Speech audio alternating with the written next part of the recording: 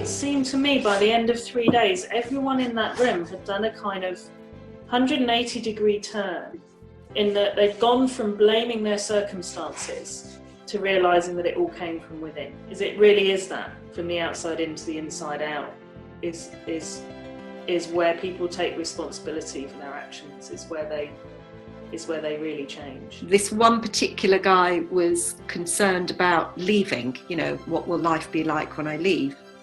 And I remember one of the other guys just sort of said, yeah, but you're doing that thing again. You're worrying about something that hasn't happened yet. Come back and see where you are now and look at what you've learnt. And he just kind of just talked him through it. And I was just like, that's really cool. I love that, And the guy went, no, you're right. You're actually right. Yeah, I agree.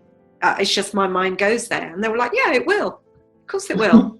I saw, at Onley, there was a total appreciation for the wholeness of the guys in the room, despite what they had done. Yeah, they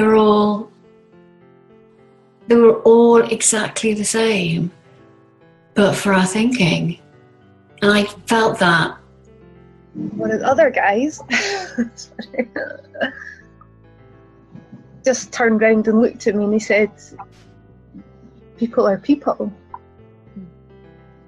Well, he actually said, people is people, innit?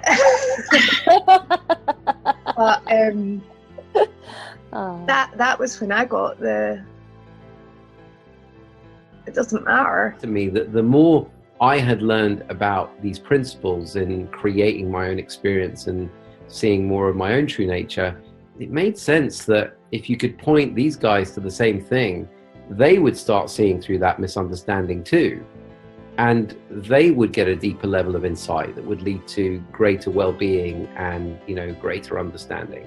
And that was obviously what was happening.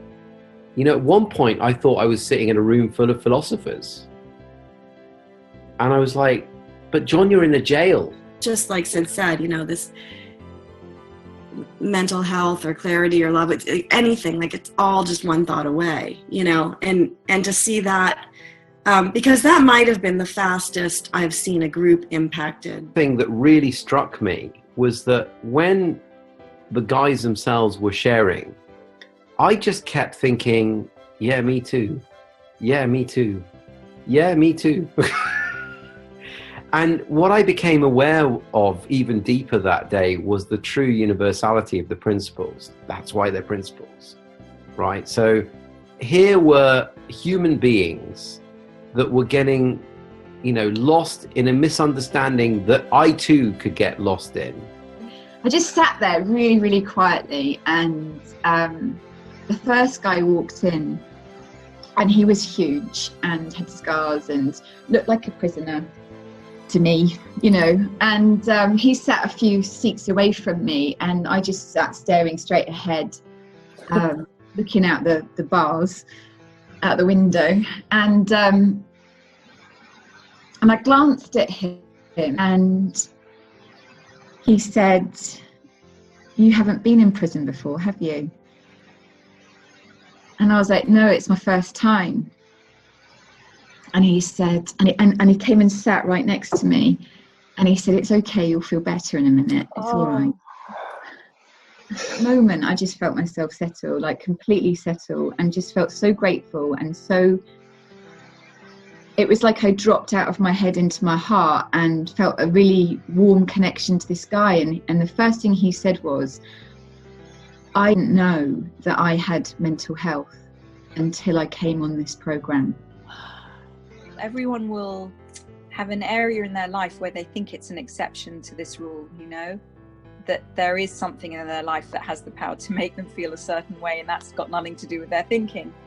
And there's something about the experience that these prisoners are going through and sharing with us that just throws that out the window, that just makes people wake up to the fact that this is true, that this is a constant, that there are no exceptions, that it only works one way, that it's always coming from our minds, and from that is the only source of our experiences. The thing that was really odd was it got to the end.